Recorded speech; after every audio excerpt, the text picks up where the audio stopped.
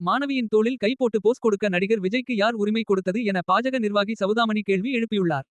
பெண் குழந்தைகள் வளர்ந்துவிட்டால் தந்தை கூட தயங்கியே நிற்பார். அப்படியிருக்க விஜய் யார் என்றும் அவர் கேள்வி எழுப்பியுள்ளார். 10ஆம் வகுப்பு மற்றும் 12ஆம் வகுப்பு தேர்வுகளில் அதிக மதிப்பெண் பெற்ற மாணவர்களுக்கு நடிகரும் தமிழக வெற்றிக் கழகத்தின் தலைவருமான விஜய் பரிசுப் பொருட்களை வழங்கினார். அந்த நிகழ்ச்சியில் எல்லா மாணவிகளையும் அவர்களுடைய பெற்றோர்களையும் தனது சகோதர சகோதரிகளாக நினைத்து விஜய் தோளில் கை போட்டு புகைப்படத்திற்கு போஸ் கொடுத்தார். அதுபோல் ஒரு மாணவி மீது கை போட்ட போது அந்த மாணவி ஏதோ சொல்ல விஜய்க்கு அது புரியவில்லை. அப்போது அந்த மாணவியே விஜயின் கையை தோளின் மீதிருந்து எடுத்துவிட்டு கைகளை கோர்த்து போட்டோவுக்கு போஸ் கொடுத்தார். இந்த நிகழ்வை விஜய் சற்று எதிர்பார்க்கவில்லை. எனினும் விஜயும் அதை ஃப்ரீயாக விட்டுவிட்டு அதே புன்சிரிப்புடன் போட்டோவுக்கு போஸ் கொடுத்தார். இந்த தோளில் கை போட்ட சம்பவமும் அந்த மாணவி எடுத்துவிட்டதும் தற்போது வைரலாகி வருகிறது. இதுகுறித்து பாஜக நிர்வாகி சவுதாமணி தனது எக்ஸ் வலைதளத்தில் கூறியிருப்பதாவது: மாணவியிடம் பாடம் கற்றுக்கொண்ட நடிகர் விஜய். மாணவியின் தோளில் கை போட்டு போஸ் கொடுக்க யார் கொடுத்த உரிமை? ஆட்டிப்படைக்கும் விளம்பர மோகம். அப்பட்டமான விதிமீறல். பெண் குழந்தைகள் வளர்ந்து விட்டால் தந்தை கூட தயங்கியே நிற்பார். யார் இவர்? கேள்விக்குறி. இவ்வாறு சவுதாமணி கேள்வி எழுப்பியுள்ளார். சவுதாமணி சொல்வதை போல் வயதுக்கு வந்துவிட்டால் அந்த பெண்ணை அவரது தந்தையோ அண்ணனோ தம்பியோ தொடவே கூடாது என்பதுதான் பெரியவர்கள் சொல்வது.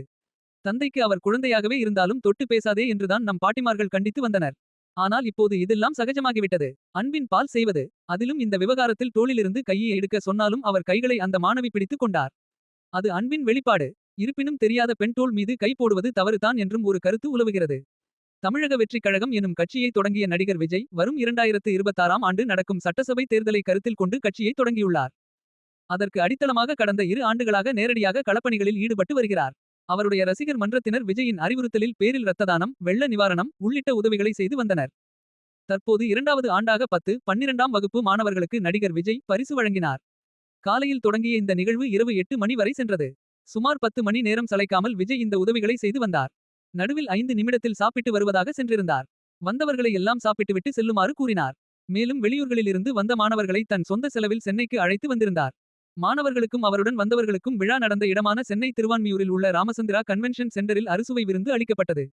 விடுபட்ட மாவட்டங்களுக்கு வரும் ஜூலை 3ஆம் தேதி நடிகர் விஜய் மீண்டும் பரிசுகளை வழங்குகிறார். மேலும் இது போன்ற தகவல்களுக்கு நமது சேனலை சப்ஸ்கிரைப் செய்யவும்.